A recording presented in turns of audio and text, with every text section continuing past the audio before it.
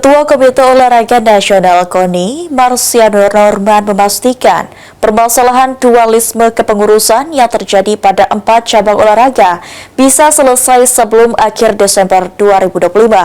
Hal itu disampaikan ex-Kepala Badan Intelijen Negara BIN 2011-2015 tersebut usai melantik pengurus baru KONI Sumatera Barat masa bakti 2025-2029 di Kota Padang Rabu 5 November.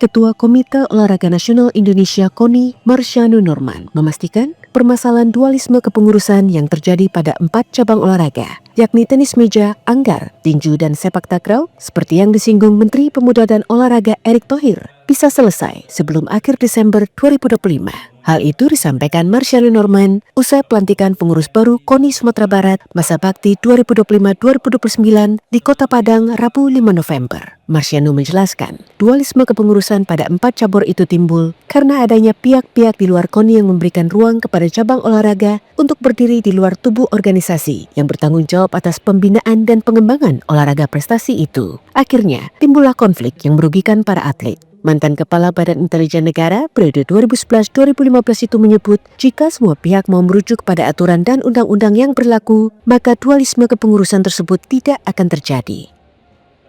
Kita lihat undang-undangnya, untuk urusan nasional tanggung jawabnya siapa, untuk urusan membawa atlet ke luar negeri tanggung jawabnya siapa. Kita pun merujuk kepada Menteri Pemuda dan Olahraga tentunya. Jadi kita kembalikan aja pada aturannya, kita kembalikan pada undang-undangnya. Tidak akan ada dualisme kalau kita patuh pada undang-undang. Tapi kalau kita ada pihak yang ingin keluar dari undang-undang dan menganggap undang-undang itu tidak ada, ya bisa tiap hari dia mengangkat cabur-cabur baru. Lebih lanjut, Marsiano mengatakan akan segera berkoordinasi dengan Komite Olimpiade Indonesia (KOI) untuk memanggil pengurus keempat cabang olahraga guna menyelesaikan permasalahan itu dalam upaya mewujudkan kedikdayaan Indonesia di pentas olahraga dunia sesuai dengan asta-cita Presiden Prabowo Subianto. Dari Kota Padang, Sumatera Barat, Fondi Yogari, Kantor Berita Antara, mewartakan.